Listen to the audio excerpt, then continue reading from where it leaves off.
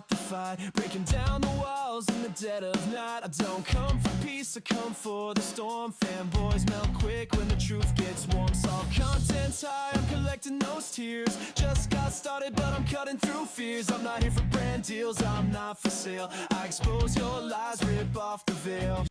Oh boy, I got a good one for you guys today. Now, huge shout out to Shadow and also huge shout out to Sandstorm. No animosity towards you guys, but I decided to get with a couple other salt miners and decide to sit here and react to my debate. Now, they didn't actually watch the debate, and honestly, if anybody hasn't, you ain't missing much. Unfortunately, the debate wasn't that great due to the technical issues that we had. Here, I'm going to sit here and play you guys a short clip of what I had to experience, because the other guys didn't have to experience this, but for some reason, I was hearing this throughout the whole debate. Here, listen to this. Shadow volume? What are we talking about that needs to happen to make Mario Kart World hear more? Oh yeah, see, imagine having to deal with that for over 2 hours. It was very difficult to get through it. Honestly, I completely apologize to the audience for having to deal with our technical issues. I got no excuses for it. It was on us. We should have came better prepared. You guys did not deserve that. So I'm truly sorry. But you know what? At the end of the day, I did enjoy actually having the debate. I think Shadow is a very intelligent guy. Again, we have differences of opinion when it comes down to a lot of things, and that's what we can do. We have to leave it at that. There's nothing else. So let's get in and you'll sit there and see what the great Dezire and Blast have to say about this. You guys aren't missing anything if you haven't watched the debate, because it really wasn't that good for the simple fact we had so much technical issues. It was terrible.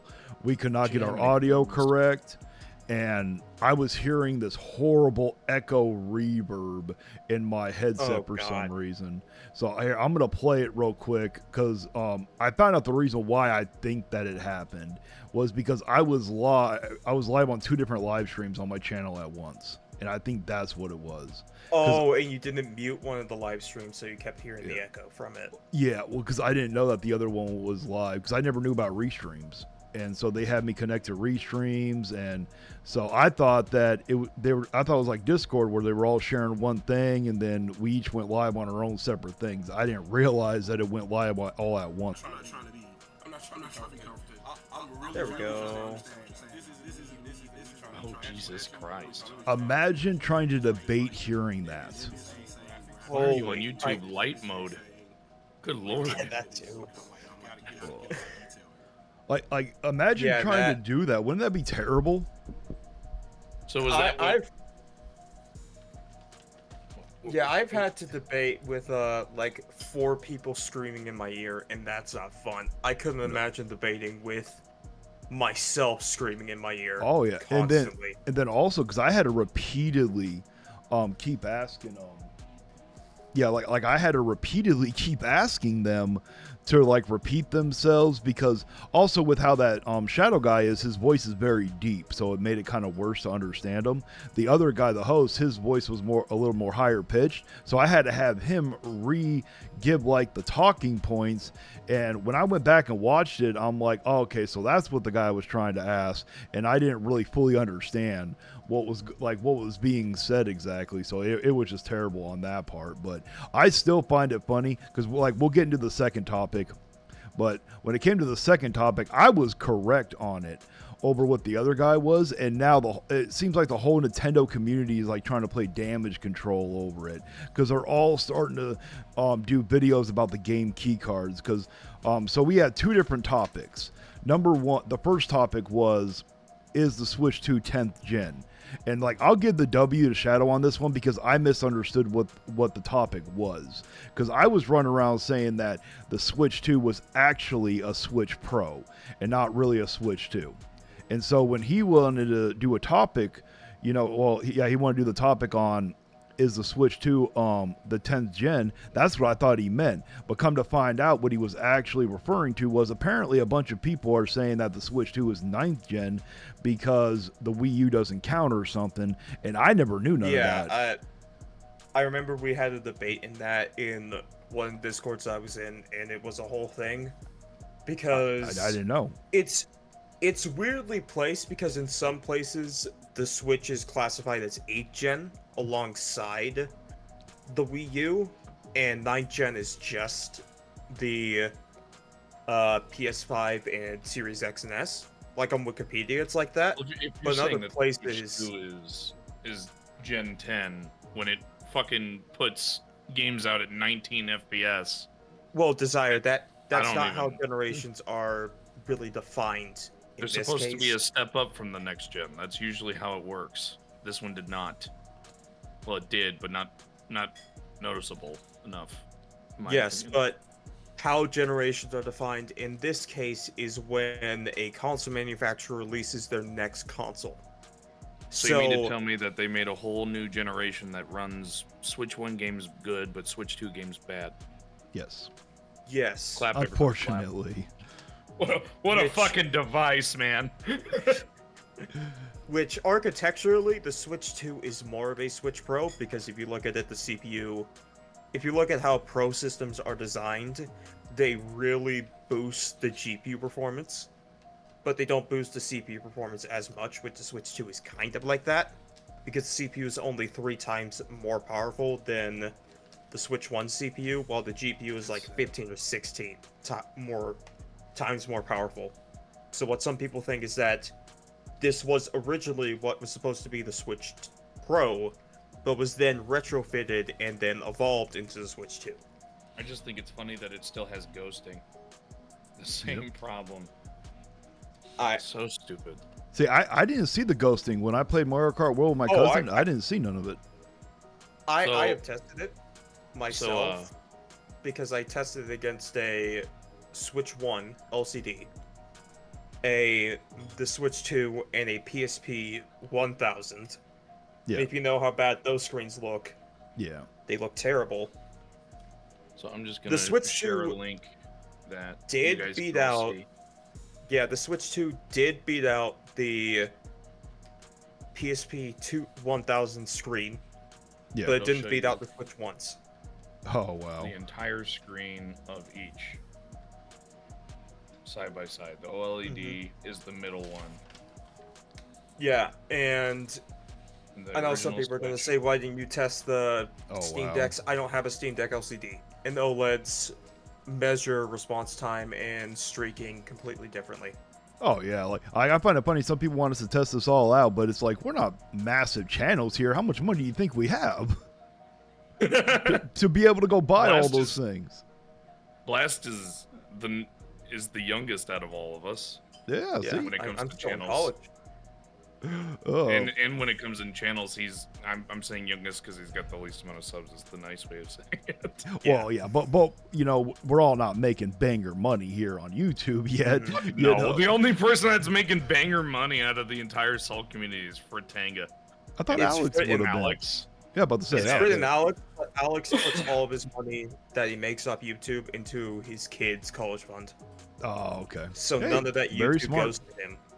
Very smart. That's man. why I said Frit, because I knew Alex was doing that. Yeah. Oh, okay, I get it. For All Fred, right. this is his. That's like one of his jobs. Oh yeah. Mhm. Well, I'm gonna get into the so the first topic. Okay, so I'm gonna give the W to Shadow because I didn't sit there and ask, you know, because at first when they sat there and said the topic point, I'm like, why are you wording it like that? I thought it was just so weird, you know, the whole 10th gen thing, you know, and then I just agreed to it, and I thought that it meant, you know, because I was running around saying that the Switch 2 was a Switch Pro, not an actual Switch 2. So we flipped a coin. I went first, and I said, okay, well, you know, I'm not arguing that it's not an actual Switch 2, you know, because Nintendo says it is. They're marketing it. I believe it's a Switch Pro. It feels like it to me over a Switch 2 because, and I said that the packaging was very similar. The UI was very similar. The design, when you look at it from a Switch 1 to a Switch 2, they look almost identical. You know, one just happens to be bigger than the other. And then I sat there and said, when you get to the startup screen, completely the same. The UI is almost the same. And then I got into Mario Kart World saying that graphically, it's only just a little step up from Mario Kart 8. It doesn't look dramatically better like you would with something that's supposed to be a next gen. And then next thing you know, he starts going in to talking about the Wii and the Wii U, and I'm like, why is he bringing up the Wii? Why? Like, I just got so confused and didn't understand why. And then then he started trying to rebuttal what I said. You know, he brought up the Xbox One and the Xbox Series, you know, being the same UI. You know, I countered that saying, okay, but at least the outside the console actually looks different. You can tell one is completely different than the UI other. also wasn't the same. Just a quick heads up. It's Okay, just not. yeah. No, it is. It is. No, On, it's not. If you go back on- and you play the original Xbox One and you compare that to the original Xbox Series X UI, they're not the same. Oh, yeah. They are just See, not. Yes, but Yeah. they use the same like UI currently. Well, now, yes, because they still update it. Yeah. Yeah, see, I didn't know none of that because I never played an Xbox One and an Xbox Series X. The last Xbox I played was did. the 360. You know, so but Last I Xbox I played was the Xbox Series X. So Oh yeah, but we got so fixated on the graphics when we got to the graphics because he glossed over, you know, the packaging. He didn't maybe he because I said a lot at once. Maybe he didn't remember I said the packaging, but he didn't really say anything about the packaging. And then we got into the graphics, and then we got into also about it looking the same.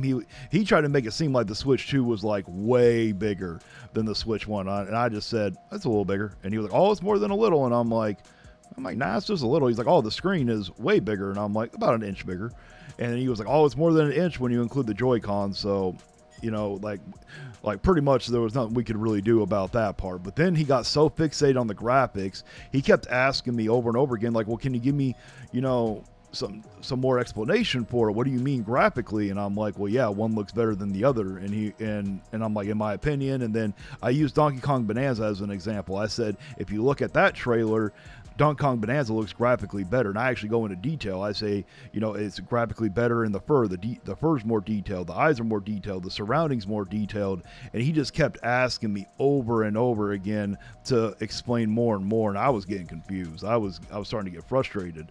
You know, like imagine this, Blast. Here, I'm gonna ask you a quick question. There's no wrong answer.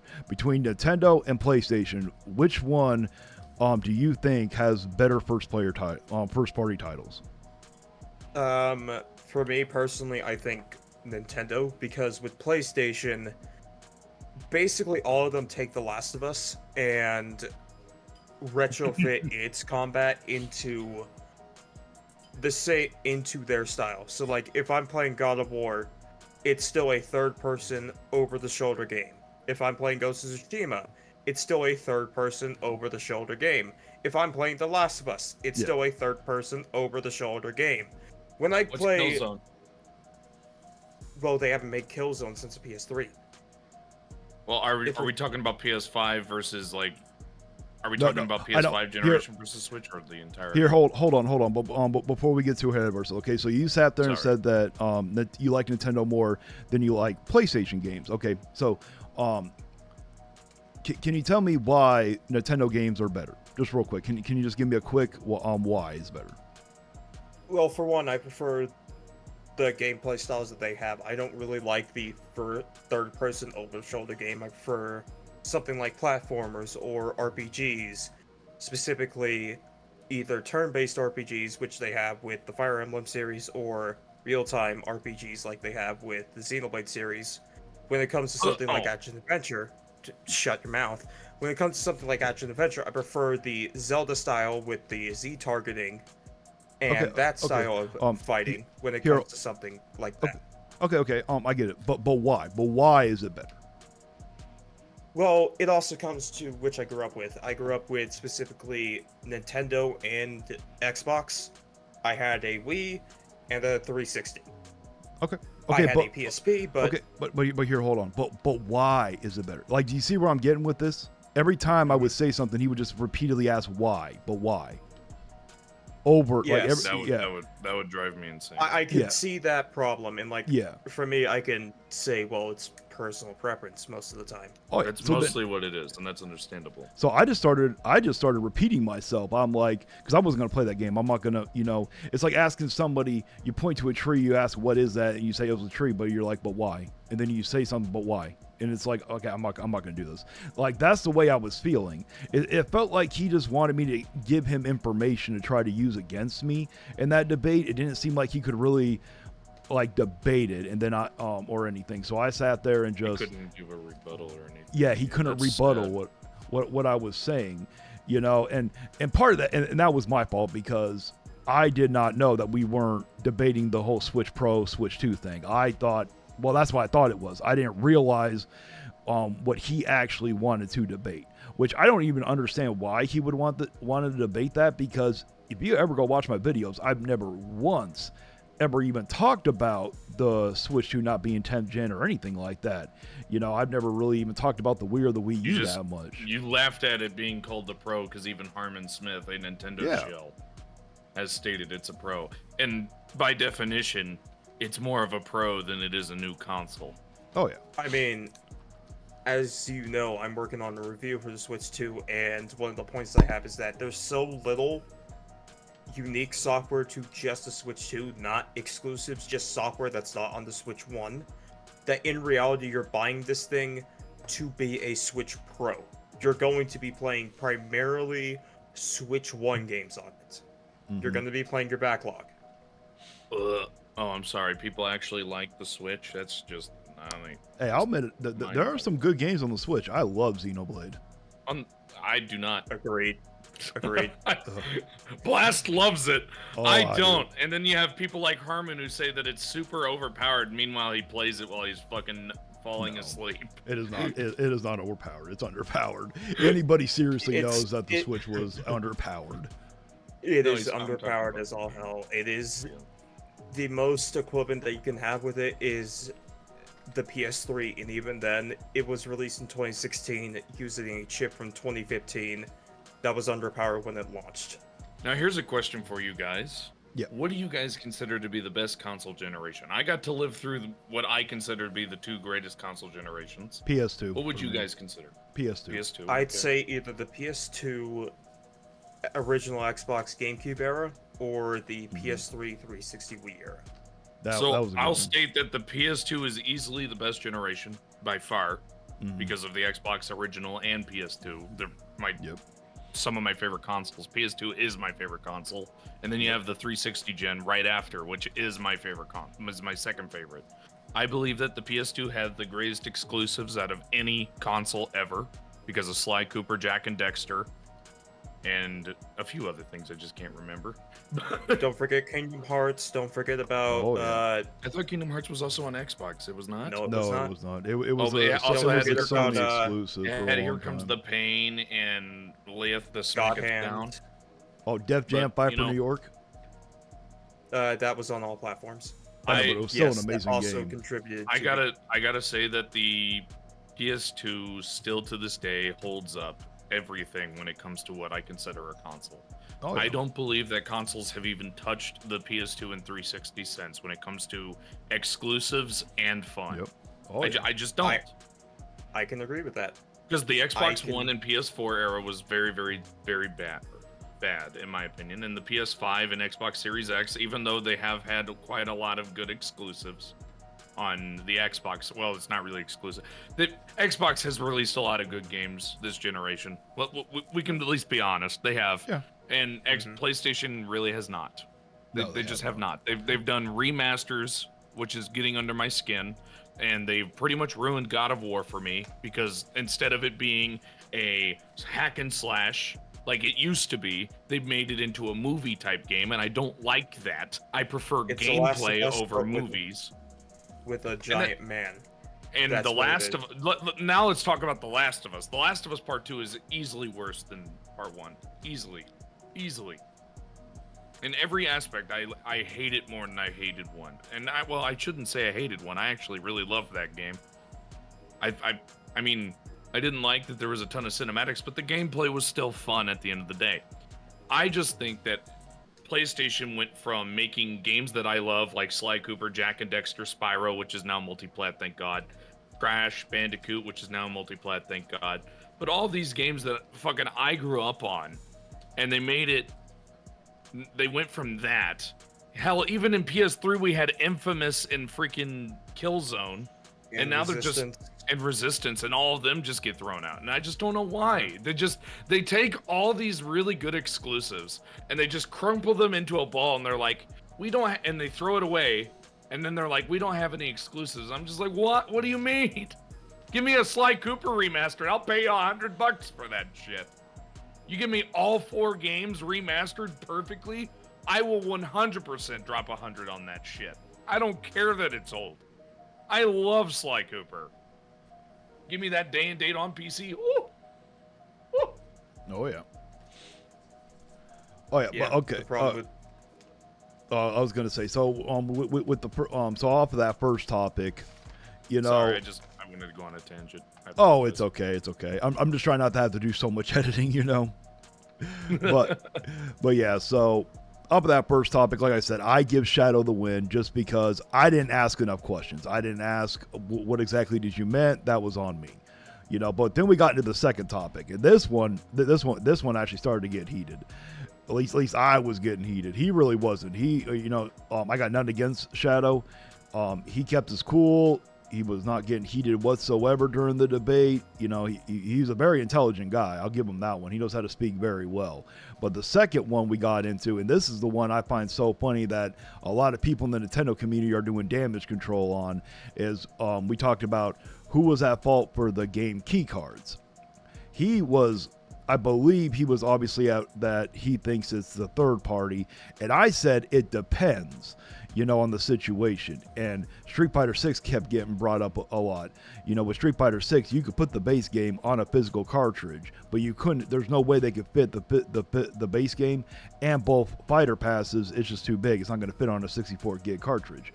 So I think they should have put it on a physical, the standard on a physical, and then triggered like a download for the season passes. And I clearly said that was Capcom's fault for doing that, not on Nintendo. But then I sat there and used as an example for the smaller games like Tetris and Bravely Default, that those games are too small to put on a 64 gig.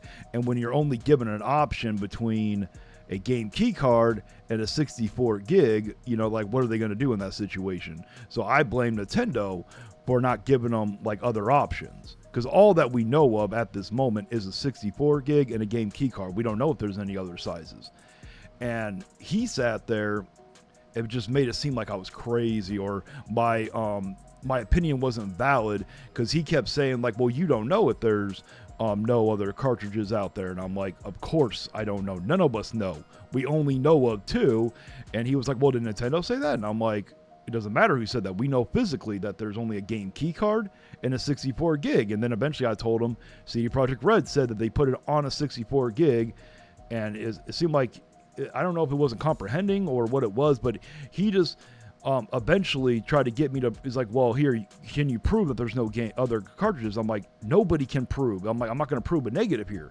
It's like he wanted me to change my opinion, you know, based upon a maybe situation, which I'm not going to do that in debate. That's not going to happen, you know. And I kept telling him, I'm like, my opinion, I'm basing my opinion upon the information that is given at hand. Information that is possible. Yeah, there is no other one. And he tried to sit there and say that my opinion was coming from ignorance, because I was excluding other information out there. And I repeatedly asked him, do you have any other information? I will gladly accept it. I would state that personally, I believe it's on both. I think it's on Nintendo for having a limit of a 64 gig cartridge. Mm-hmm. Let's say that there isn't one because we don't have any information. But I will also state that it's a third party for the fact that they can't fit it on it. If Cyberpunk can get fit into it, yeah, Street Fighter can get fit into it, and it's ridiculous that it's I will say this. I have a Switch 2. Yep. And I'm looking at the PC size for Cyberpunk 2. Yeah. Including its DLC, it is 84 gigabytes. Oh, wow. 84 gigabytes. They were able to fit that entire game. The entirety of the... So, to give you some context, on PC, the DLC itself is 23 gigabytes. Oh, wow. So, if CD Projekt Red was able to fit the entire game plus the DLC onto a 64 gigabyte cart, then Capcom, where Street Fighter 6 in its totality is only 50 gigabytes. Yeah. They should be able to put it on a 64 gigabyte cart in its totality, including both fighters passes. And I'll state this. I know that the others won't understand this because I went to school for being a game dev, but computer programming is what I should say, and then I graduated with as a computer scientist. BS. If CD is able to condense that big of a game, how cannot Capcom do the same? Capcom, there really doesn't have to be that much. I could probably condense that to maybe 50 gigs with the DLCs and everything. Maybe. Well, it's already been condensed to 50 gigs. So then why is it not on the cartridge? Simply put, that's just ridiculous, is it not? Yes, it is ridiculous. Simply put, this is on both companies. That's what I said. I was like, it's just, there's no way. Because this is also the shitty part. If you buy the game key card for Street Fighter 6, the only thing that's on the game card is the key to the base game. And that's so stupid. You have to get a code in the box for the Fighter's Pass. Which to me doesn't say Capcom didn't do this because they couldn't. They did this because they didn't want to spend the money on it. Oh yeah. That's another thing. A lot of devs are starting to get really fucking lazy. And I'm getting tired of people being like, "Oh, it's going to be great, it's going to be good." I'm like, "No, let's wait till it comes out and let's find out." Because I'm not trying to be a hater on people that are really excited for games. Like, I'm super excited for some games, but I can't stand it when people defend stuff going on the Switch 2 and it's stuff like that, especially since it used to be the family console, and I don't think it's the family console anymore after how they pretty much treated everybody. The $80 games for Mario Kart World, the fact that Mario Kart World is worse than 8. Sorry, little side tangent. I just think it's ridiculous that any game is going to be a game key card. That is fucking stupid. Because that means that if you were to get your console bricked, that game keycard is just vanished, gone, doesn't work. Think about that. Oh yeah. You know, but he kept repeatedly saying that, oh well, you don't know if there's any other size cartridges out there. And it's like, and then he wanted me to prove that there were no other size. And like, how do you debate somebody with like that type of mindset, you know, that's sitting here using that as the reasoning? It's like, to me, I was getting so confused because it's like, I know that you're intelligent. I know that you speak very well. There's no way that your logic is that kind of thinking right there. How do you sit there and expect me to prove a negative during a debate here? If it was bigger, don't you think the other companies would use it? Well, not bigger. It's like if there was a bigger one, though, is what I'm saying. No. Because we were talking about Tetris and you know how small that game is, but it was put on a game key card, for instance. You know, and he was like, "Well, you don't know if there's any other sizes. You know, between a game key card and a 64 gig. None of us know. We only know the info that was given to us publicly. Exactly. Why was he making a big deal out of it? Why was he already? That is a dumb fucking standing point. I have no idea. The only info that we have publicly is what devs have said. And what devs have said is that Nintendo has only offered two options: a 64GB cart or a game key card. So for something like Bravely Default, which is only 10 gigs, why would Square spend the money on the 64GB cart where they're only going to use 10% of that? Oh yeah. For a company like Capcom, they have no excuse. Because their game is 50GB, which would have been using most, if not all, of that 64GB cart. They only went with game key cards to save 15 cents. Yeah. It's just ridiculous. Oh yeah.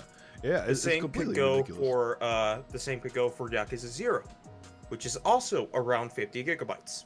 That could fit in its totality on a game key card.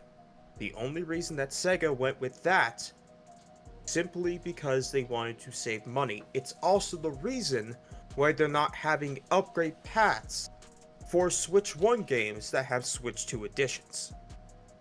For example, Sonic X Shadow, if you want that on Switch 2, you have to buy the game again, even if you own it on Switch 1. Yep. It's just completely ridiculous. I don't understand why people are defending all this crap. It's getting under my skin. I can't stand it. I just can't. Oh yeah, I can't understand it either. It's just completely ridiculous, But it was like he had no problem with me saying, because I was trying to find common ground in the thing, because I just wanted I was getting tired of debating. I was getting frustrated, because it's like we're just going around in circles over and over and over again. And I think he brought up like a game that was about 20 gigs or something, and I'm like, well, here, and I kept repeating this because I'm going to base my opinion upon the information at hand, and my opinion is always willing to change upon new information coming out. So I sat there and told him, well, if a game comes out, let's say it's 20 gigs, and they put it on a full cartridge on and that's a smaller one, then yeah, well, I can see that there's another cartridge out there, but we have no idea if there's any other ones out there. And he was just like, well, your opinion's coming from ignorance. You can't. It's not ignorance if you have no information. I know I know. And so like this whole time through this debate, by the time we got to that point, I'm like, do you actually believe any of this, or are you just arguing to argue? At this point, because that's what I was thinking. I just couldn't understand it, and then finally the host, said, okay, this is the perfect impasse, because we were going around in circles. So at the end of the debate, we allowed the audience to name off ask some questions. And I'll give Nintendo Prime one thing. He asked, out of all the questions, he asked an amazing question for both of us. He wanted us to state, when it came to Nintendo, name something that's anti-consumer and name something that's pro-consumer, which I think is an amazing question. So he went first, and this is where I figured out the type of person he was. He's just that typical Nintendo fan that can't handle criticism of Nintendo, because when it came down to a pro-consumer and anti-consumer, he tried to give an anti-consumer point and said that, oh, there's just not enough games out there, which I don't really think that's anti-consumer, because I wouldn't say that's anti-consumer, because the problem is that Nintendo is being very selective with who they gave out dev kits to. So for example, a company like Capcom got like a couple of dev kits so that they could actually test their games on the console. Toby Fox probably got a dev kit so that he could bring under Deltarune's chapters 3 and 4 to the Switch day one. But a company like Microsoft wouldn't have gotten a dev kit on day one or prior to day one. They probably are now just getting those dev kits. Yeah. So I'm gonna say what I would have given, because I can name like 10 things anti-consumer off the list. Oh, so can I. So here's the most pro-consumer. It's that Mario Kart bundle. That was pro-consumer. Yeah. Only $50 for a brand new game. That's pretty good for a consumer.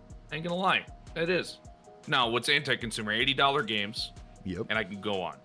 Oh yeah, yeah. I'll tell you in a second what I said, but then after you got to the anti-consumer part, because also, like, whenever it comes to a new system launch, there's not a bunch of games to play. You're gonna run out of games to play generally, because there's not a lot. Yeah. They don't generally release a bunch of good games, And I think he's already played the third-party game, so he really only had an option of 2 games, really, or 2 or 3, if you want to count that Welcome Tour crap.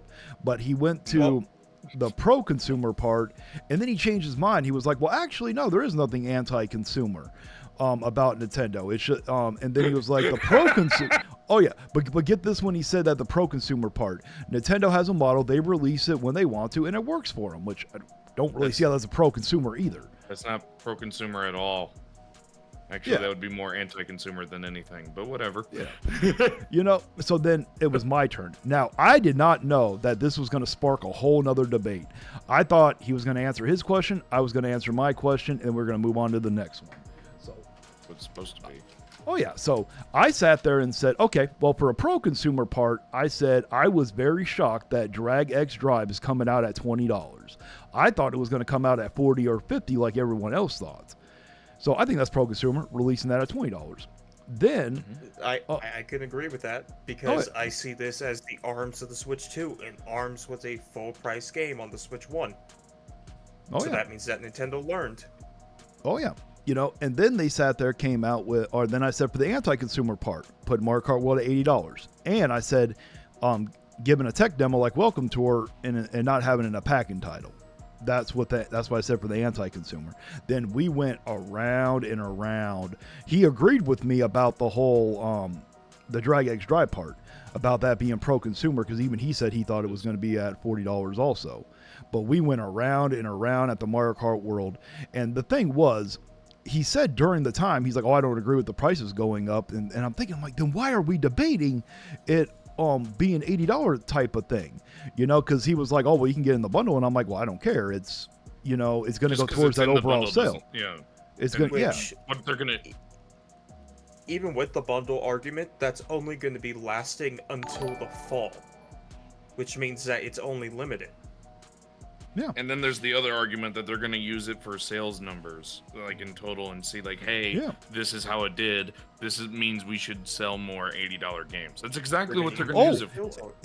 And I use that, and he was like, oh, you really think that's what they did with Outer Worlds too? And I'm like, they came out with the $80 game after Mario Kart World. Whether you like it or not, Nintendo's always going to be known for being the first one to come out with the $80 game, so they're going to get the hate for it. You know, that's on them. You know, and he was like, oh, they knew years ago that Outer Worlds 2 was going to be at $80. And he starts going into this long thing, and I really wasn't listening, to be honest, because I knew he couldn't prove it. And it's like, and I told him, like, it sounds great what you're saying, but you got no proof. You can't back it up that that Microsoft was going to release that at $80 years ago. And he's like, oh, well, that's how dev teams work, and I'm not a game developer. I don't know. That's not how dev team. That's not how dev team works at all. Yeah. At all. Period. That's funny. That's so funny. Fucking dumb. That's like a reforged gaming. That's funny. I can tell you definitely that Outer Worlds 2 being $80 was a decision made by the brass. It was made by Microsoft. That was their decision. It's a mixture of Microsoft and the lead of the studio. That is the entirety, and and people that say, oh, it's a few years, no, they finish it. Once they finish the game and they start marketing it, that's when the game actually goes up and they get what the higher ups want at what the higher ups of the studio want, and then they bring it up to the publisher, and the publisher either says okay or raise it or lower it. Yeah. That's exactly how it works. I can say this with 100%. When the dev team was making Outer Worlds 2, they probably thought it was going to be a $60 or $70 game. I can say that with 100% confidence. Oh yeah. You know, and then so we just kept going around and around about it, and he eventually got to it where he wanted me to define anti-consumership, which the problem with that is anti-consumership is an ideology. It's not really a word you can define. There's not really a set definition. So it's going to depend on per person, you know? So he wanted me to define it, and I wasn't going to play that because I already knew what was going to happen. I was going to define it on what I thought it was, and then he was just going to like ask me why, or do you think that's what other people think it as? Can you prove it? And we were just going to go around in a circle. So I'm like, no, I told the host we need to move on. I'm done. I was done. And also at the same time, it was like 8 o'clock at night. Me and my wife haven't had dinner yet, and my wife was giving me an evil glare because she was getting hungry. Yeah. So I know how that glare looks. Oh, it's scary. Oh yes. when you got your wives when they're getting hangry, you better sit there and get them some food. You know. So I'm trying to hurry this along. So then they finally moved on to the next question, and this question, like I heard the host on what he said, but the question was just so weird that it's like it didn't really my brain wasn't comprehending, like, are you seriously asking this question? So the question was, if so many people are saying that they hate Nintendo games but they're pirating them and playing them, what is my reasoning for it? And you guys can give your opinion in a second on it, but I said that, well, if they're saying that they hate Nintendo games but they continue to play them, whether it's piracy or buying, well, I didn't say that in that way, but that's what I'm saying now. Whether it's piracy or they're buying them, they obviously must like them, because I don't know people that are going to sit there and continue to play certain games that don't enjoy them. They may sit there and play a game and try it out and end up not liking it, but if you don't like certain games, why are you going to continue to play those games? That just didn't make sense to me. And Shadow actually agreed. What do you guys think on that question? So I'll let Blast go first, and I'll go second. So with people shitting on And Shadow went away. criticizing Nintendo games. We don't know what Uh, you said, bud. You cut out. Sorry. Yeah, you cut out. This was specifically about people who shit on Nintendo games and then go around and pirate them. Yeah. So in that case, those people aren't really looking at them as I'm going to play the game. Oh, They're looking at okay. that as a win over Nintendo. Oh, Because okay, there's okay. somebody like Alex, for example. Oh no, it's Alex. He will pirate a Nintendo game because he wants to play the game. Yeah. He wants to play Tears of the Kingdom and Breath of the Wild, but he doesn't want to either because he doesn't want to A, buy it on Switch, and B, play at a sub-standard resolution and frame rate. He will pirate it and then play it on his PC. He's doing that because he wants to show Nintendo, I am willing to buy your game. Yeah. You just need to put it where I want you to. Yeah. There are people like him that will do that, but there are also other people that will go out and pirate for nefarious reasons to get a win and a W and an own on Nintendo, and I fully disagree with that. So here's my 3 reasons why people will pirate, because it's literally what Gaben even says. And it's what most devs have pretty much adopted. The reason to pirating, either they don't agree with the prices of said game, because that's possible. Mario Kart World being 80, it shouldn't be, it should be 50, that's why it's in the bundle for 50. They don't agree that it's not available in certain places. I believe that every game should be available everywhere, except for maybe mobile, but they should eventually be able to be available on mobile. Agreed. And the other one is, yes, they just don't like the company and they just want to use it as a own, kind of like Japan hates Xbox. Mm-hmm. What a fucking loser. by Oh the yeah, way. but do you see a person? Because the way they asked the question, the way I took it as, and as also Shadow took it that way too. At least I think he did. Is if someone just absolutely hates Nintendo games, do you see them, whether they're buying them or pirating them, do you see them actually playing those games if they really hate them? No. Okay, yeah. No. See, that's why I got so confused on it, and then surprisingly, me and him just agreed on that, on what it came down to that one. Now for the next okay, I'm not going to go over that question because I didn't fully understand the question, and then come to find out it was about the Switch tax. But What this was one, the question real quick? I just want to hear. What was the question real quick? oh, the one I got confused. Mhm. Oh, okay, so it was, how do I phrase it? Okay, so someone said like, well, if we want the game on a physical cartridge, instead of having the third-party people pay it, we can pay it. But the way they kept phrasing it, I just didn't fully understand. So I thought they might have been talking about the whole Switch tax thing, where they're charging an extra $10 to put it on the physical cartridge instead of putting it on a game key card, which I was against. But I feel like they're trying to make it to where. So I feel like I'm just gonna go in a nutshell. In a nutshell, it sounds like they want the game to cost more if it's on physical. If that's what you're saying, and that's what I'm getting at, because that's what I'm hearing, that is insanely stupid. Yeah, that I is agree. so damn stupid. It's sad. even Shadow well, he didn't say it as rash as you did, but even he sat there and said, no, well, like, why are we bailing out the third-party companies? Is what he said, so. Angry. If you didn't want a rash person, you wouldn't have invited me to the call. Oh, I know. Trust me.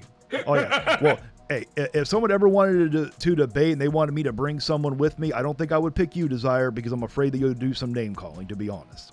I wouldn't name call. I would just call them out for being a moron. That's Yeah, about see, it. and then yeah, you can see it getting heated real quick. All right, so the next I question. wouldn't get heated. I'd just laugh at them. All right, so for the next question that was asked, which was honest, I had a feeling one of these questions were going to come up, and this one is more for Blast because Blast went and got a Switch 2, but for some kids reason have them at my grandparents' their grandparents' house. Yeah, but see, the thing is, they for some, like, a lot of these Nintendo people, they for some reason think that all of us in the Salt community just think the same. We all play the same games. We all think exactly the same. So the question was, because I sat there and said, I'll go get a Switch 2 if I can get one pre-owned. And the person was like asking, So isn't that betraying your community? And I thought at first they were meaning like my subscribers. Come to find out, it was talking about all of us. Am I betraying you guys if I go and buy one? And I sat there and said no, because I've never told people to not buy a Switch 2. I told them that if they're going to buy one, they should buy it pre-owned so Nintendo doesn't get your money. But I sat there and said that I told many people to not buy Mario Kart World, so I will never go buy Mario Kart World. If I go out and buy Mario Kart World, that would make me a hypocrite. Yes. You know, so with Desire and you, if I go out and buy a Switch 2, am I betraying the Salt community? No. Okay. No, No, let me give you an example. Let me give you an I'll let example. Wes go first.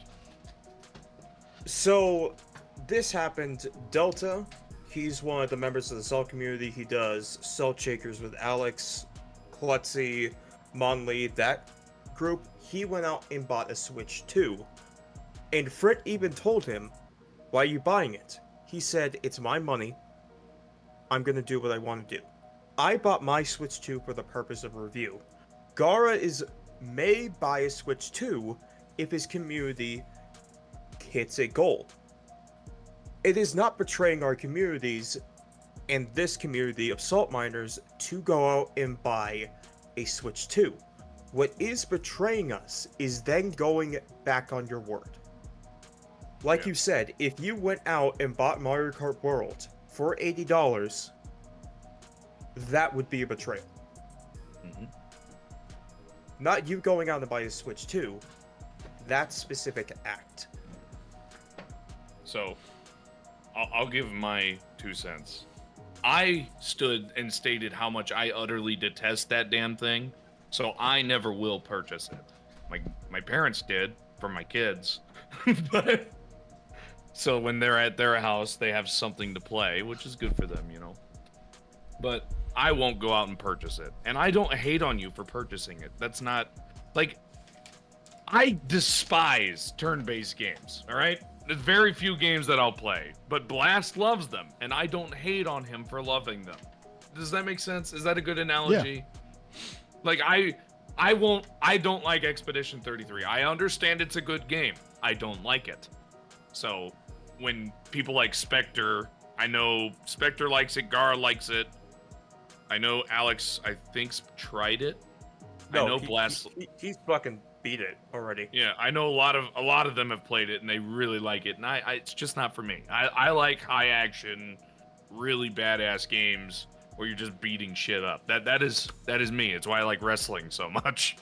I mean, Oh, I get it. and I don't expect everybody to like the same games I like, and I'm not gonna hate on you for liking a game. I'm gonna hate on you if you like said game and then shit on another game. I don't like that. If you like one game and you're not shitting on another game and you're like, oh, it just destroys it, Harmon Smith. Oh, I know. Because I just go by numbers at that point, because I'm not going to sit there and have an actual argument of game versus game. Like, if we're comparing, for instance, let's compare My Little Kitty Island Adventure to World of Warcraft. You'd go off of sales because they're nothing comparable. Oh, yeah. There's nothing. And I find it insane that somebody would be like, oh, aren't you going back? Unless you're going back on your word, who cares? Like, I said I don't like $80 games, but my wife fucking loves the Outer Worlds, and she already pre-ordered the motherfucking the deluxe edition of 2, and I didn't know. So I'll be playing that. Just I'm gonna play it on Game wife. Pass. I'm playing it on Game Pass, but that's more because I'm just. That's what I'll be telling people. I'll be like, look, get it on Game Pass. My wife bought this, so we're gonna play it because I'm gonna get my $90 out of this motherfucker. Oh yeah. I just think it's funny because, like, I've said stuff before, and I'll like watch back on Nintendo Prime's reaction.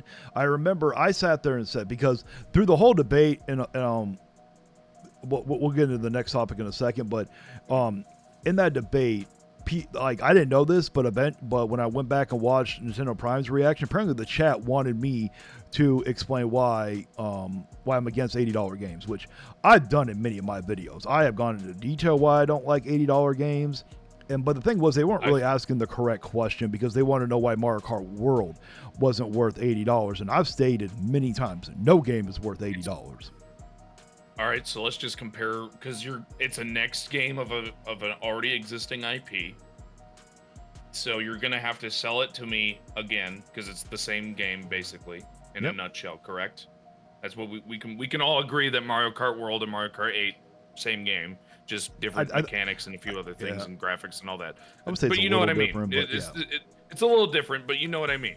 Yeah. Okay, you get what I'm gisting, what the gist is with this conversation. Oh, yeah. So, how does it have less tracks than a $60 game because it released at 60 originally? How does it have less customization? How does it have less? How does the graphics look worse? Oh yeah. How does the game not have 200cc? I know that that's probably going to happen, but it's ridiculous that it doesn't. Yeah. Okay. Why would they remove the one thing that everybody was liking in the random thing and instantly make it to where, oh, we're going to have intermissions as well? Why would you even add the intermissions when nobody likes that shit? Because it's terrible. I just went on that with Gara's thing today. Oh, I bet. I'll rewatch it tonight. I gave it like a minute. It was like 60 seconds of me just going. I was like, I can explain it to a T because Harmon tried to defend it, and I was like, look, I can debate it straight down to 60 seconds, and I can prove exactly why nobody likes it. Yep. But I'm not going to here because I already did. Oh, I get it. Oh yeah, but so the chat the audience wanted me to sit there and explain why, and you know what, that's a topic for a whole nother debate. If someone's watching this, I don't generally back down when it comes to debates. As long there's only two people I will not debate. I will never debate Player Essence, and I will never debate Harmon Smith. Anybody else, hey, if you have a YouTube channel and you're a content creator, I got no problem doing debates with you. But don't debate Reforge. Do not. Honestly, I would probably fall asleep. There's a reason why you guys have never seen me react to Reforge. I've tried to I don't understand how you and Gara can do it so much. I've tried to react to Reforge, and I've literally started falling asleep. I find him so boring. Because he starts disrespecting his fans. That's the moment that me and Gara get tired of it. We don't. Okay, I get it. I just find him so boring. I have a tendency of cussing him out for that. Oh, I just find him so boring. That's the thing. I find Harmon Smith more entertaining than Reforge. That's because he at least can somewhat has a personality. I mean, it's disgusting and a vile person, but I mean, he has a personality. Reforge is... Can't say that. He's iDubbbz, if anyone knows what I'm gonna say. That's what I was gonna say. Mm-hmm. Oh yeah, but so like I wasn't gonna get into that one because I'm trying to hurry it up, get it over with. Because if I would have sat there and went into that one with the whole $80 thing, that would have sparked a whole another debate between me and Shadow, and I was not in the mood to continue that one on. But so they got into the next question, which is. And the reason why is because I don't know if you know who you might not know who this person is, but with Nintendo Prime and the Nintendo people, they got like this huge fan person. Her name is Joycey J, but I call her Juicy J. That's her nickname. And I'm surprised she hasn't asked a question. She always has something to say. And was that the lady with the Steam Deck, or am I losing my sanity? I don't know. That Harmon said that was it. One second, I'm gonna show a video. I know she doesn't have like a gaming YouTube channel or anything. I know that. Okay. Yeah. So there was a YouTube thing that Harmon said if you have a Steam Deck you should just be put in jail. And I thought it was that lady. That's instantly what I thought of. No, well, if it was, I don't know if she has a Steam Deck or not. But she finally asked a question, and she asked. Pretty much, what about GTA at $100? Would I support it and or why? No. And I said, no game is worth $100. And then Shadow was like, well, I didn't hear the and why part. So I didn't realize that she asked why, which I would not have gone into detail why, because that's the topic for a whole other debate again. And so he asked me, well, what about if it comes out at $80? And I said, no game is worth $80. And then he was like, what about 70? And I said, I don't know. That depends on the game. Well, I mean, I'll have to wait for it to come out to know if it's actually worth 70 or not. People are already stingy at $70 games, and now you're trying to go up to 100. Oh, exactly. I will state, I want to go just real quick. It's going to be really fast. Okay. Let's say GTA has over 500 hours, the same thing that Baldur's Gate 3 does in just Act 1, all right? Let's say that GTA 6 has 500 hours of story, like actual story, and it's decent, and it's not like just this bullshit. And there's no microtransactions. I still wouldn't think it's worth $100. Neither would I. I And don't you, think. and you know I they're don't going to think have that microtransactions. any video game should be worth that shit, and you know they're going to, because GTA Online makes them a fuck ton of money. It's the reason why we lost Bully and a few other things. I'm going on a tangent. Sorry. Oh, I get it. You know, but because like I remember I said this in another debate, and I remember Nintendo Prime was like, "Oh, you better hope Alex don't hear you saying that, or you better hope Fritanga doesn't hear you saying that." Like, I think that they think that we all like talk. Like, the only people in the Salt community I've ever talked to, you know, is you, Blast, and Gara. I've never. If I have, I didn't realize that they were apart, but I've never talked to Frit and I've never talked to Alex. But I sat there and stated, and I've explained why that I'm against the $80 and the $70, you know, whether we like it or not. $70 is the standard for AAA games at this moment. So I've accepted it. So when I review a game, I'm basically like, if it's on that $70 point, my standards for a review is based off of that $70. $80 is not the standard. So I'm going to continue to fight to push back against these $80 games. You know, now if what I feel like we're actually starting to push against the $70 thing now, which is quite nice to see. I think that that's starting to get pushed back, and it's really nice. Well, I would love for games to go under 70. Because the Right biggest now- sold games of this year are Oblivion Remastered and Clair Obscur. So Which are both $50. Oh I yeah, thought they were 40. Maybe they are 50. No, they're both 50. oh yeah. You know, so like for me, if a game's gonna be worth $70, you know, I have a very strict criteria of what it means. Now, let's say GTA 6 comes out and you can beat the whole game in 10 hours. To me, no, 10 hours is not worth it for $70. Not even close. No damn $70 game. No way. Yeah. You know, so I have like standards for it, and I think they wanted me to go into depth, and it's like, again, that's a topic for a whole nother debate here. We are not going to get into biases. that one. That's not something for a debate. Exactly. You know, because like one thing in the very first topic, they were like, well, this is your opinion. I'm like, and I'm getting confused, and I'm like, well, of course it's my opinion. This is. You asked for the opinion. Yeah, well, because I thought that we were. Well, the thing was, I thought we were debating if the Switch 2 was a Switch Pro, and to my knowledge, we can't prove. There's no factual way to prove that the Switch 2 is a Switch Pro. It's all going to be based upon opinion and how you feel. Well, if you want to actually do it numerically, you could break down what a pro is and pro console wise, but it doesn't seem like they're trying to do it that way. No. So yeah, but I thought that question that they were asking about GTA was a good question. And then so there's two more questions that was asked. Well, there's technically three, but one got into political, and I sat there and said I don't do the political stuff on my channel, so I passed and didn't answer the question. But they asked about tariffs, I'm guessing.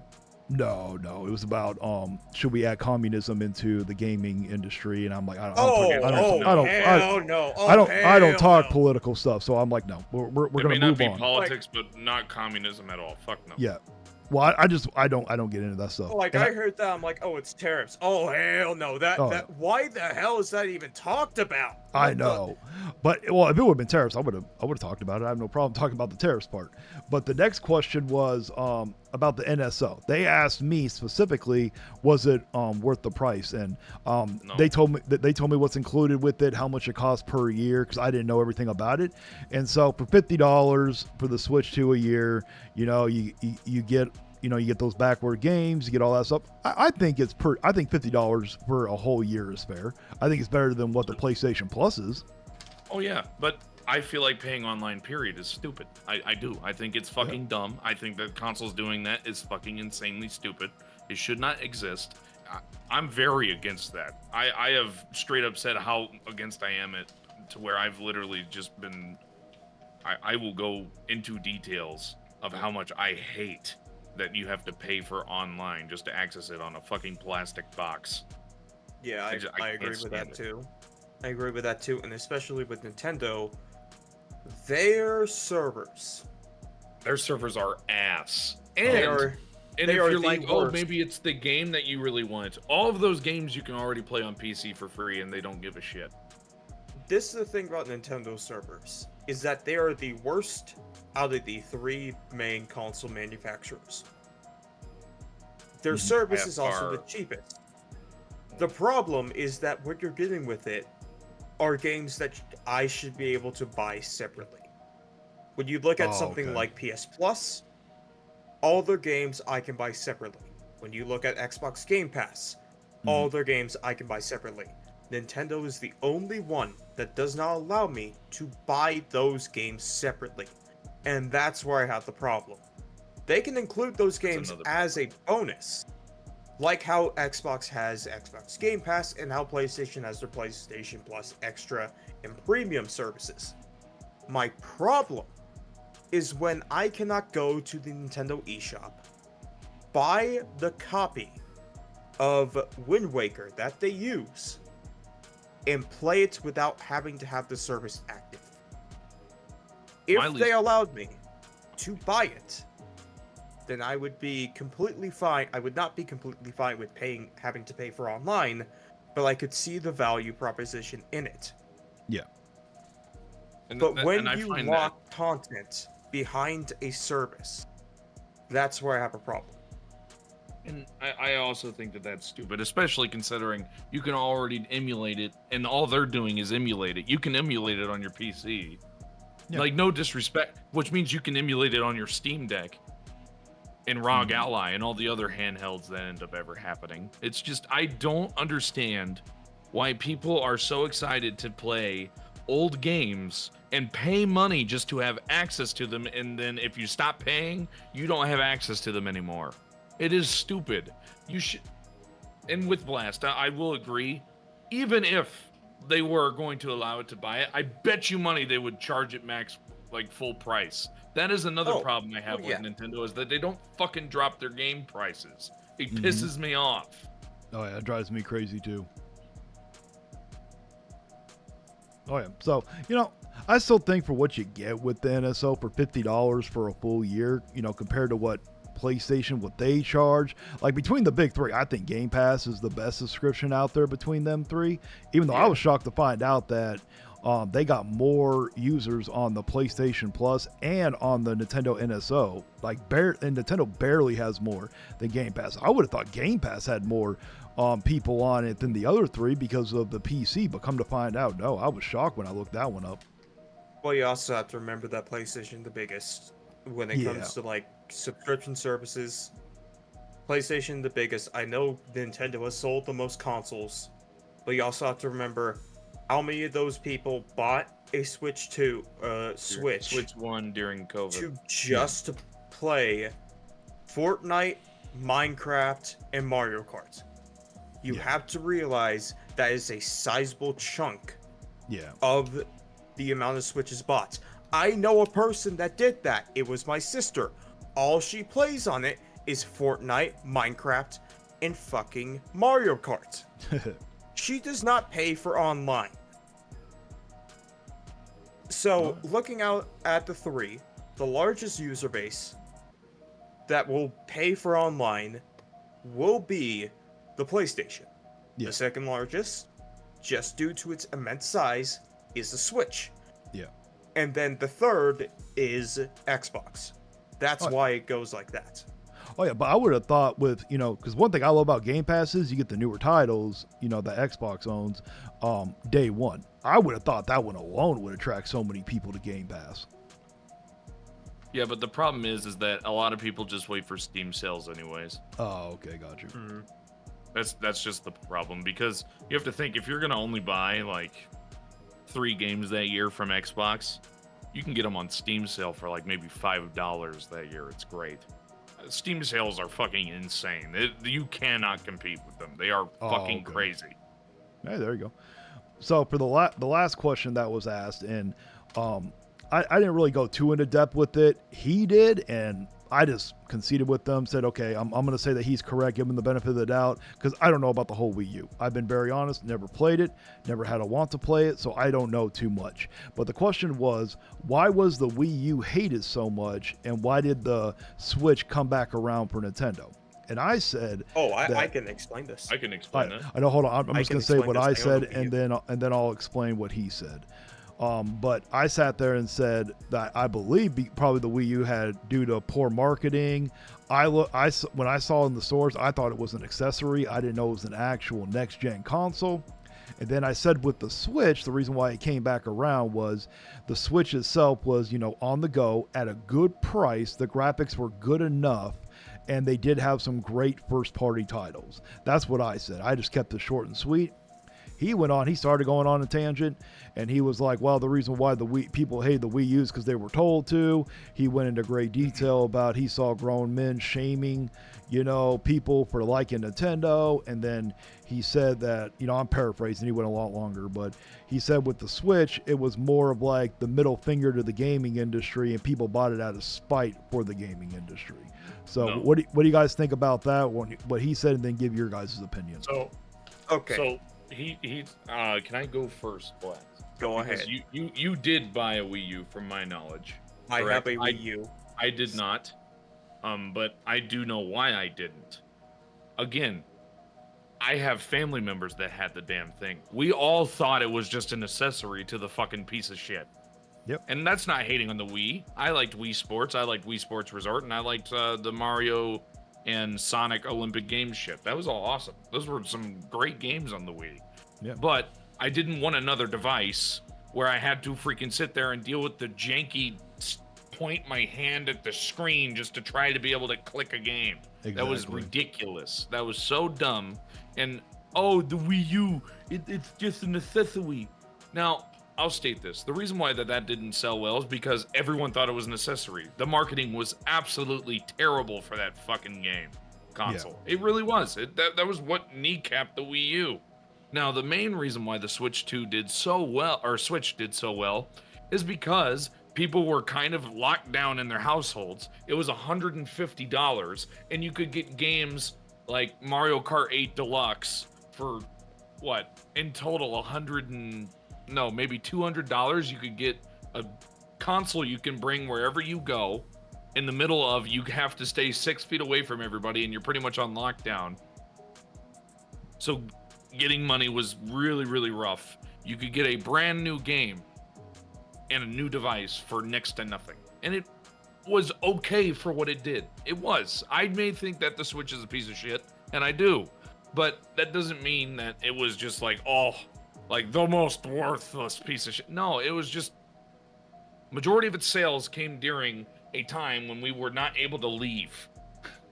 It's no offense. That's the same with a lot of devices. Majority of their sales during that time period were because we could not go anywhere. So since you're staying at home or you're going to be going somewhere, but you have to stay certain distances from people, you're going to want to have a handheld device. That's why the Steam Deck was selling at that time period pretty well too, even though it's only you can only get it through the Steam store. Does that make sense? Yeah, it does. Now, before you get into your thing, I just want to say one quick thing. Whoever got a Switch at $150, you guys are lucky, because I bought a pre-owned one. I had to pay $250 for mine, so I wish I could have gotten mine for $150. I got it for all right. So, when it comes to the Wii U, there were 3 major factors.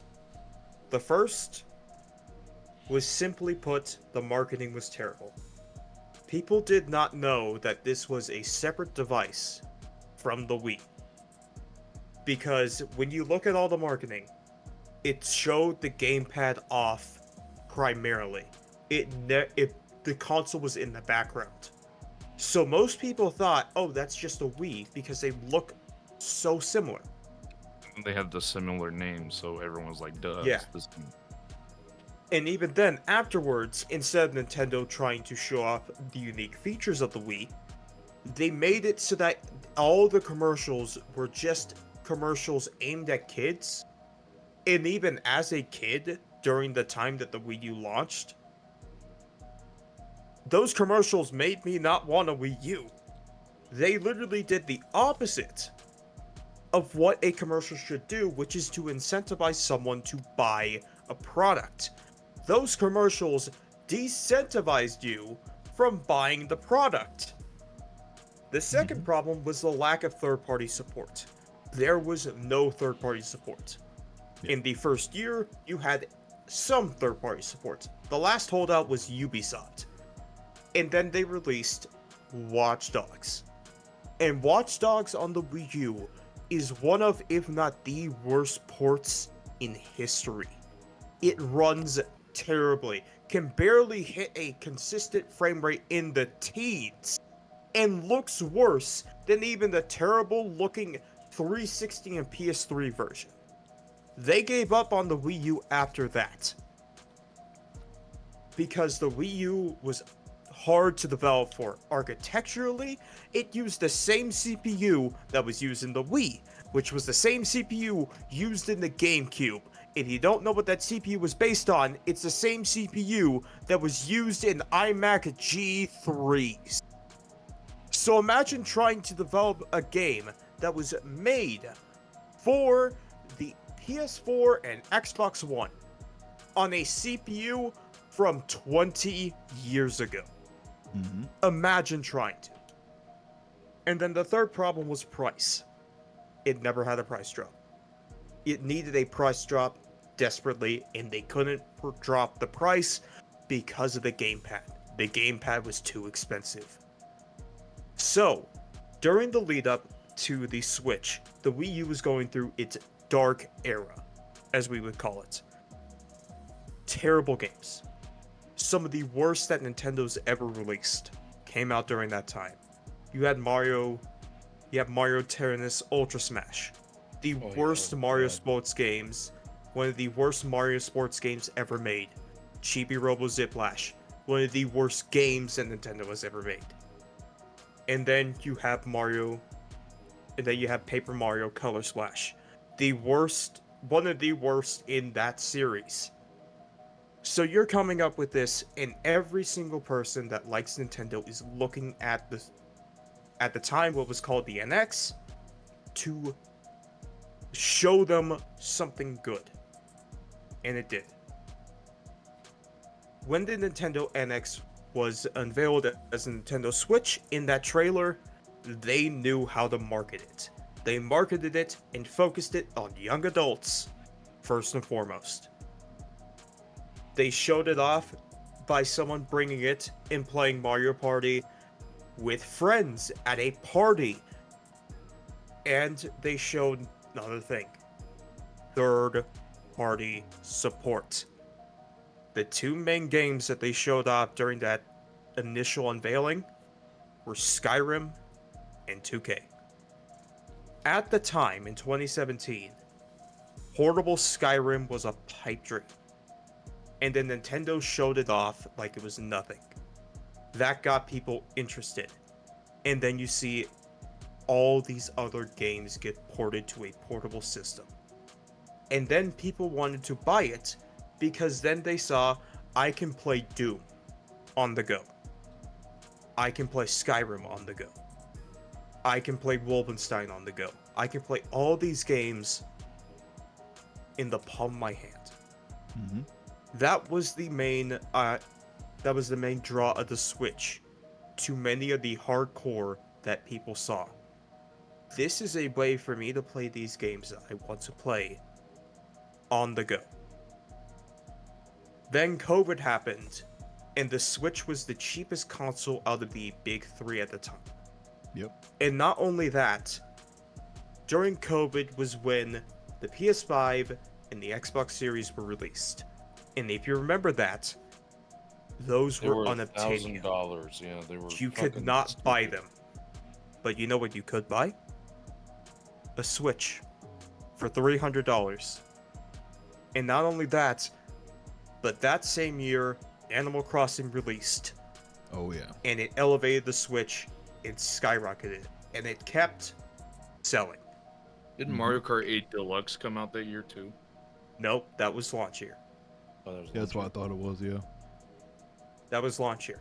And along with that, everyone knew when you buy a Nintendo system, the only way to play Nintendo's games is on the Switch. Which led to people buying these $300 and $200 consoles with all these games to play only Nintendo games or games that they want to play on the go. Mm-hmm. That's why the Switch was more successful than the Wii U. it took the Wii U's idea of the gamepad, and they actually figured out, instead of having a controller with a screen, let's make the console portable. And that's what they did. And then they made sure to have good third-party support throughout the entirety of the console. It's why I say Nintendo's trying to recreate what they did with Skyrim with Cyberpunk.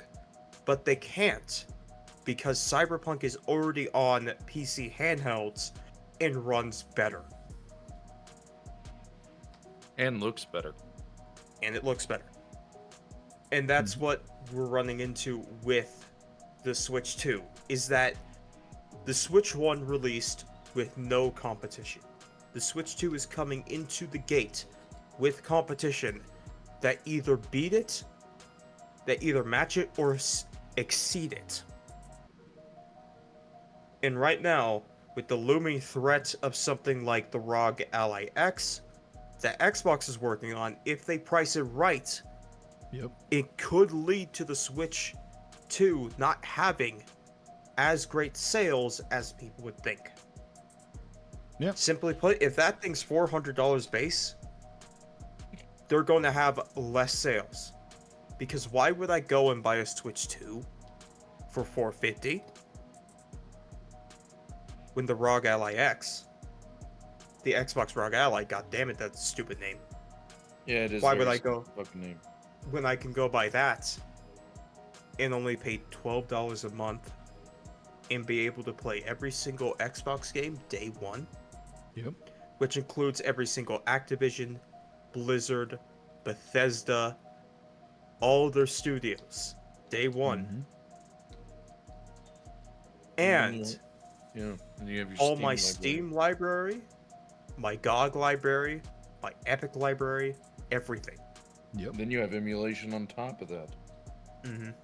Oh yeah. That's even if it's now, if it's also available in public stores, that would also It will. help it. It is. It already is. Like the Did not ROG know that. Ally right now and the Legion Go are already in stores. The problem with those is that the general consumer doesn't know what an Asus is. They don't know what a Lenovo is. They know what an Xbox is. Yep. And like you said, it's all going to depend on that price. I remember I heard the rumors where they were talking about like 900, 1,000. If they do come out with that price, I don't see it winning. I really don't. It's that dead is on too. arrival. If it's $900, it's No dead way. on arrival. It There has is to be no way. $400 base, $600 for the X. Yep. I feel That's like how it has to be. I feel like what it will be is the white one will be like 500 something, and then it'll be like 700 for the X. I think that Even is then- what they're gonna do. Even then, it's screwed. Even then. Oh yeah. Because That's at what I think's gonna $500, you're more expensive than the Steam Deck. You're more expensive than the Switch 2. You're reaching the price of a base ROG Ally. You're just too expensive at that point. You Yeah. have to be competitive with the Switch 2 and with the Steam Deck. Oh yeah. That's Is why it- I say $400 base.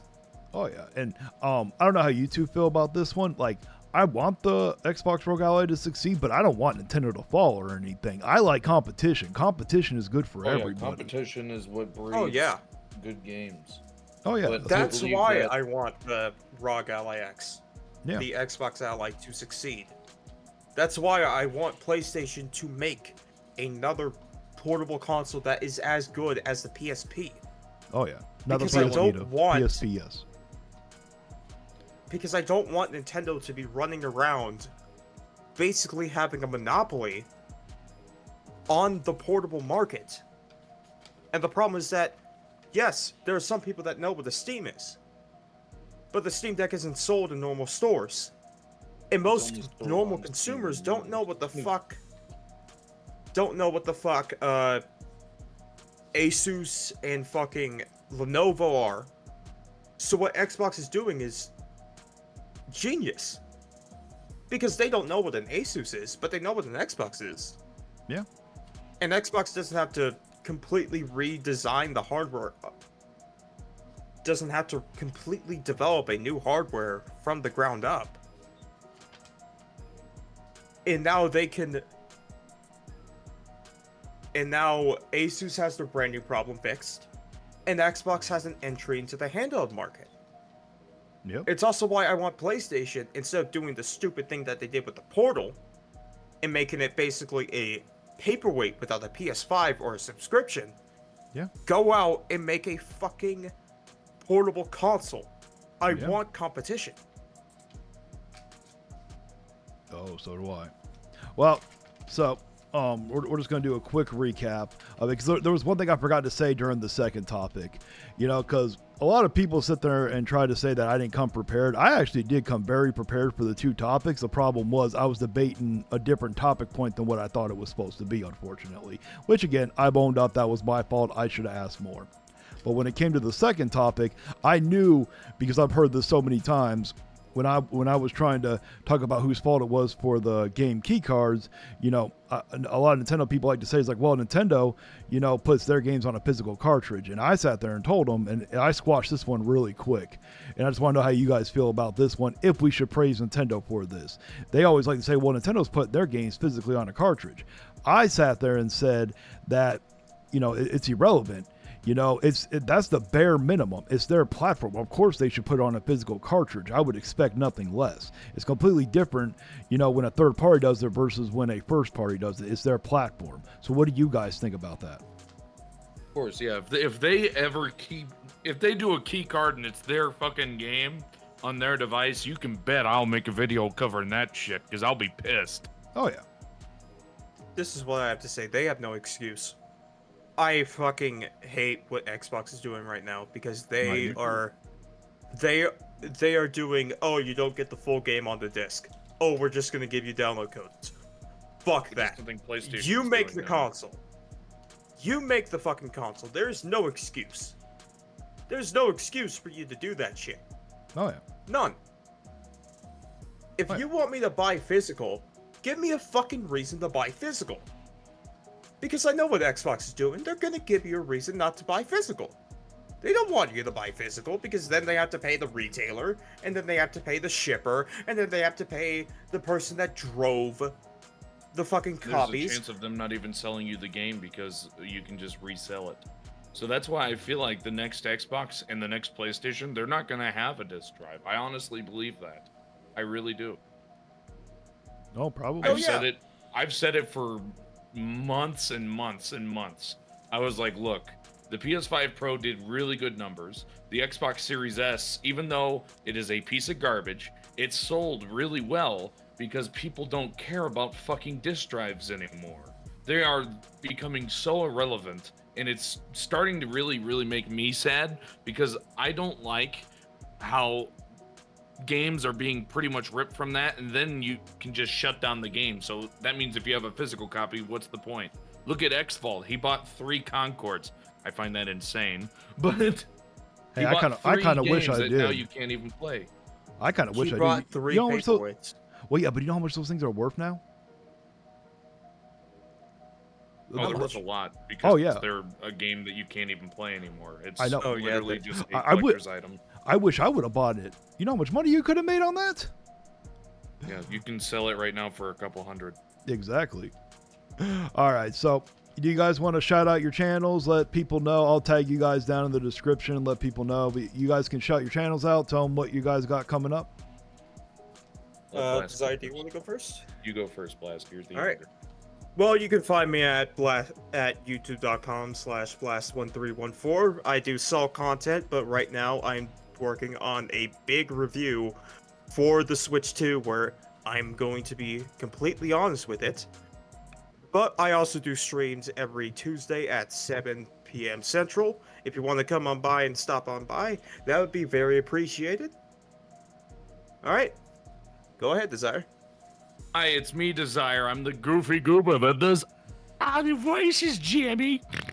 But basically, you can catch me either messing around with my friends, or you can catch me doing salt content myself, or even Salt Bingo, where I beat up people like Angry Vigilante, and I'm still undefeated now, 8-0. Backhanded compliment. But anyways, yeah, you can come catch me live, or you can catch me not live. It doesn't really matter. I'm just busy being an idiot on the internet. All right. Now we get to read off the members of the channel. We got Brian Payne, Oh No Is Justin, Watari, Shad3 Milkman, MadFox94, Maximilian Pegasus 88, and Koros Objective. Thank you guys so much for being members. And if you truly enjoy this content, why don't you think about becoming a member? It's only $1 a month. You get special kind of badges, you get special kind of emotes, and at the end of all my videos, I will sit here and shout out all my members until it becomes too long, and then it'll be turned into a credit roll. So that's going to be it for my reaction. Let me know down in the comments if you agree with me or not. Please like, share, and subscribe. And until next time, stay vigilant. You can cry in the comments, but you won't survive. Like and subscribe if you feel that vibe. We're hard and soft.